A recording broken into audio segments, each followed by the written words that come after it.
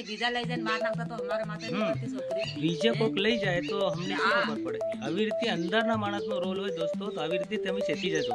આ તો કેમ કે કદી તમારી આજુબાજુ કઈ બી આવી ભણક પડે તો વહેલા હાર એનો સકાસ કરજો, એની સકાસવાની કોશિશ કરજો. કેમ કે આ તો છોકરી આપણા ગઈ છે. પરિવારમાં શું ખટપટ છે. છોકરી ગઈ છે ને મળી બી ગઈ છે તો છતાં એમ કે તમારા માથે ફરિયાદ. નમસ્કાર દોસ્તો, હું અમૃતલાલ, તમારું અમૃતલાલ બ્લોગમાં તમારું સ્વાગત કરું છું. મને તમે જાણતા હશો કે મેં કાયમ ડેલી સર્વિસ આપણા બ્લોગ યુટ્યુબ પર, ફેસબુક પર બ્લોગ આવતા થશે, તમે જોતા હશો. અને બે બી બહુ સારું છે, ઠંડો પવન બી સારું છે. ઓલરેડી અમે દાહોદ જવા માટે તૈયારી કરી નાખી છે. અને કાલે જે બી દવાખાનાનો બીજો મેટર એમ ચાલુ પડી ગયું છે કે એક પરેશાની દૂર થાય ને બીજી આવી જાય છે. તો દોસ્તો એની પરેશાનીમાં કેટલું દોડાધામ થયું, હું બી કંટાળી ગયો છે આની અંદર.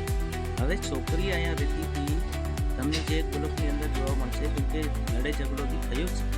તા સત્તાને માણસો અમે એમ કીધું ભાઈ પૈસા એમના જે ગામની સરપંચ જોડે બી મુલાકાત કરાવી, એમના ઘરબાર બી બતાવ્યા, એમના ફળીઓ બી બતાવ્યો. તા સત્તાને અમને એમ કહે છે કે તમે છોકરીને વેચી ગઈ. અમે કેમ વેચી ગઈ જાય, શું કરવા વેચી ગઈ? અમે એટલા પડી ખાઈએ છીએ કે અમે છોકરી વેચી થઈ જાય. તો આ લોકો ખોટી રીતે અમારી પર આરોપ નાખે છે અને ખોટી રીતે અમને હેરાન કરવાની કોશિશ કરે છે. અને એમ કે અમે તમારી ઉપર ફરિયાદ નોંધાવી. મેં કીધું ભાઈ નોંધાવો, અમે ગુનેગાર હશે તો અમે ડર હશે, અમને શેનો ડર છે? અમે કોઈ ડરતા નથી કેમ કે અમારી જોડે પ્રૂફ છે. અમે સરપંચ જોડે બી મુલાકાત કરાવી ચૂક્યા છે. અને છોકરી 10 દિવસ પછી ખબર પડી કે છોકરી આ જગ્યાએ ગઈ છે. તો અમે આમાં કોઈ અમારો હાથ છે નથી. ખોટી રીતે અમને હેરાન કરવાનું કામ કરે છે દોસ્તો. તો આનો જવાબ મોતદળ જવાબ આપવો પડશે. કેમ કે આવી રીતે ખોટી રીતે હેરાન કરે, ઝઘડા આવીને ઘરે કરે એટલે શું સમજે કે અમે એમના તક મોકલી છે, અમારે કંઈ કામકાજ નહોતું. અને જે બી જ્યાં બી ગયો છું મારે પણ પ્રૂફ છે. હું પણ ઘરે નથી રહેતો. તમે બી મારા બ્લોગ જોતા હશો, હું બહાર રહીને બી બ્લોગ નાખું છું ઓલરેડી. અને આ સાબિત કરીને બતાવ્યું. કેમ કે અમારે અહીંયા ઘરે ઓછું રહેવાનું હોય, બહાર વધારે રહેવાનું હોય. હવે કામ ધંધાવાળા માણસો છે, કામ ધંધો નહીં કરી તો અમને કોણ આપે? તો આ લોકો સમજ્યા વગરના અમારી પર ખોટા આરોપો મૂકે છે. તો એનો મોટો જવાબ આપવાનો છે દોસ્તો, અને જરૂર આપીશ. હશે પાછળ તો એમ નહીં થવું જોઈએ કે આ માણસે નહોતું બધું. હું બ્લોગ દ્વારા જે બી મારો બ્લોગ જોવે છે, લાઈક, શેર, કમેન્ટ અને સબસ્ક્રાઈબ જરૂર કરજો દોસ્તો.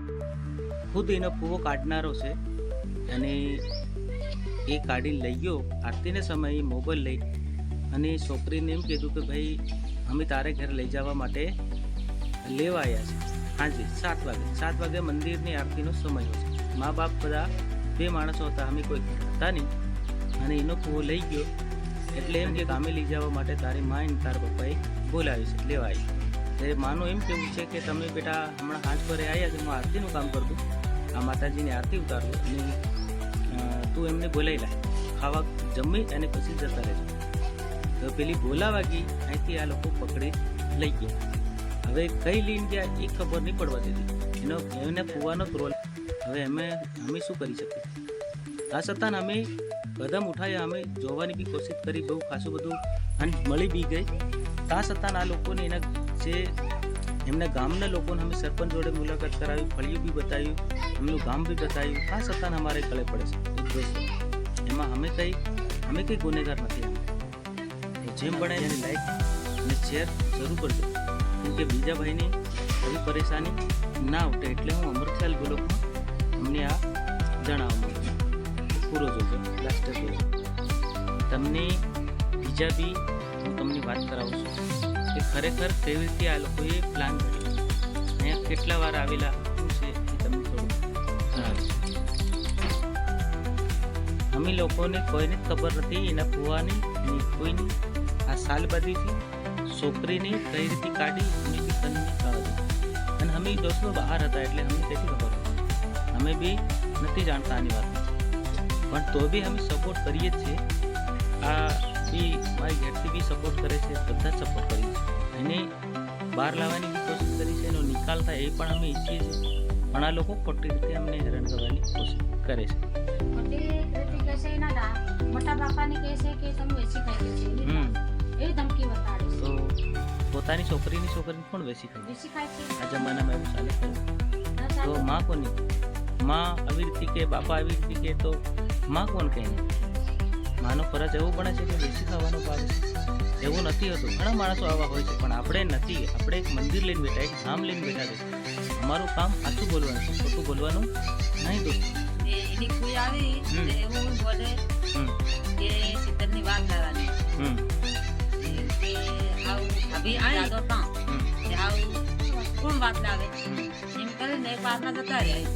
ત્યારે પાછા એમ કે જે પેલા છોકરાને બોલાયો બીજા નારા તે ડીકુમાં લેવા ગયો નથી.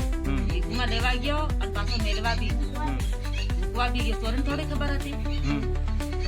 સોરીને ખબર થાય કે સોરીન બી આની વાતની ખબર નથી. એ ઈ ઉઠાવી લઈ ગયો. વિચાર કરો, આવા કાંડ કરે છે આ માણસો. અને કદાચ ઈ લઈ ગયા અને બીજા લઈ જાય માર નાખતા તો અમારા માથે નથી છોકરી. બીજે કોક લઈ જાય તો અમને શું ખબર પડે? આવી રીતે અંદરના માણસનો રોલ હોય દોસ્તો, તો આવી રીતે તમે ચેતી જજો. આ તો કેમ કે તમારી આજુબાજુ કઈ બી એવી ભણક પડે તો વહેલા હાર એનો સકાસ કરજો. એની સકાસવાની જ કોશિશ કરજો. કેમ કે આપણા પરિવારમાં શું ખટપટ છે. છોકરી ગઈ છે ને મળી બી ગઈ છે તો છતાં એમ કે તમારા માથે ફરિયાદ. અમે લોકોને કોઈને ખબર નથી એના બુવાની કોઈની આ સાલબાદીથી છોકરીની કઈ રીતે કાઢી અમને બી ગંધ નહીં જવા દીધી. અને અમે દોસ્તો બહાર હતા એટલે અમને ક્યાંથી ખબર? અમે બી નથી જાણતા આની વાતમાં, પણ તો બી અમે સપોર્ટ કરીએ જ છીએ. આ બી મારી ઘેરથી બી સપોર્ટ કરે છે, બધા સપોર્ટ કરીએ. માં કોણ કહે ને? માનો ફરજ એવું બને છે કે બેસી ખાવાનું પાડે. એવું નથી હોતું. ઘણા માણસો આવા હોય છે, પણ આપણે નથી. આપણે એક મંદિર લઈને બેઠા, એક ધામ લઈને બેઠા છે. અમારું કામ સાચું બોલવાનું છે, ખોટું બોલવાનું નહીં દોસ્તો. એની કોઈ આવી તો એવું બોલે કે શીતળની વાત લાવવાની કે આવું ભાભી આય અને દાદો તાં કે આવું કોણ વાત લાવે એમ કરીને એક વાતના જતા રહ્યા. ત્યારે પાછા એમ કે જે પેલા છોકરાને બોલાયો બીજા નારા તે ડીકુમાં લેવા ગયો નથી. ડીકુમાં લેવા ગયો અને પાછો મેળવા બી મૂકવા બી ગયો. સોરીને થોડી ખબર હતી. સોરીને ખબર થાય કે સોરીન બી આની વાતની ખબર નથી. એમની રીતે ઉઠાવી લઈ ગયો. વિચાર કરો, આવા કાંડ કરે છે આ માણસો. અને કદાચ ઈ લઈ ગયા અને બીજા લઈ જાય માર નાખતા તો અમારા માથે નથી છોકરી. બીજે કોક લઈ જાય તો અમને શું ખબર પડે? આવી રીતે અંદરના માણસનો રોલ હોય દોસ્તો, તો આવી રીતે તમે ચેતી જજો. આ તો કે કદી તમારી આજુબાજુ કઈ બી એવી ભણક પડે તો વહેલા હાર એનો સકાસ કરજો. એની સકાસવાની જ કોશિશ કરજો. કેમ કે આપણા પરિવારમાં શું ખટપટ છે. છોકરી ગઈ છે ને મળી બી ગઈ છે તો છતાં એમ કે તમારા માથે ફરિયાદ. એટલે આવા કાંડ કરે લોકો અને આપણને ખોટી રીતે ફસાવવાની કોશિશ કરે દોસ્તો, તો આપણે શું કરીએ? આપણે ગુનેગાર નથી. જેને આ કાઢનારા માણસો કોણ? અંગતના માણસો હોય, ઘરના માણસો હોય, કોઈક અંદરથી ફૂટેલા હોય છે, અંદરથી કાબરા આતરા હોય દોસ્તો. એ જ નહીં જાણવા મળે આપણને, અને એ ઓળખાય બી નહીં. અને આપણને થોડી બી ગંધ આપણે શેતી જઈએ, પણ ઘણા માણસો નથી ખબર પડતી. આપણે જેવા બહાર હોય ને આવું ઘર ચાલતું હોય, આપણને શું ખબર પડે દોસ્તો? એટલે શેતી જજો. કેમ કે તમારી આજુબાજુ આવી રીતે કંઈ ભણક પડતી હશે છોકરીના બારામાં, છોકરાના બારામાં, તો તમે એની જાંચ જરૂર કરજો અને ચોક્કસથી બસાવવાની કોશિશ કરજો. અમારી સાથે આવું થઈ ચૂક્યું છે. અમે આવી તમારી પાસે આવી વિના ના બને એના માટે હું અમૃતલાલ બ્લોગ તમને બનાવી શેર કરું છું. આમાં કોઈ મારો બીજો રોલ નથી. અને અમે બહાર હતા અને સુરત હતા. સુરતનો બી વિડીયો તમને જોવા મળશે અને લિંક બી આના વિડીયાની અંદર તમને નાખી દઈશ. તમે જરૂર જોજો. જે અમને બજારની અંદર પી અને ધમકી આપે દોસ્તો, અને દવાખાને જે છોકરા દાખલ કરેલા છે, જે એડમિટ છે, ટ્રીટમેન્ટ ચાલુ છે હાલમાં, ત્યાં આવીને બી ધમકીઓ આપે છે દવાખાને. વિચાર કરો, પીન આવે છે, પીન દાદાગીરી કરે, લુખ્ખી દાદાગીરી કરે છે. એટલે આવા માણસોને શું કરવું જોઈએ કે હું હવે એમને જોડે સામે ફરિયાદ કરવાનો છું, ફરિયાદ નોંધાવીશ અને જરૂરથી નોંધાવીશ. કેમ કે આપણે આરોપી નથી ને આપણને ખોટી રીતે હેરાન કરે તો કોણ સાંભળે? ખોટી રીતે કોણ સાંભળે? એટલે જરૂરથી સપોર્ટ કરજો દોસ્તો. કેમ કે આગળ વધારજો આના વિડીયાને, અને લોકોને બી નવો કન્ટેન્ટ જોવા મળે અને બીજા નંબરમાં સમજવા મળે.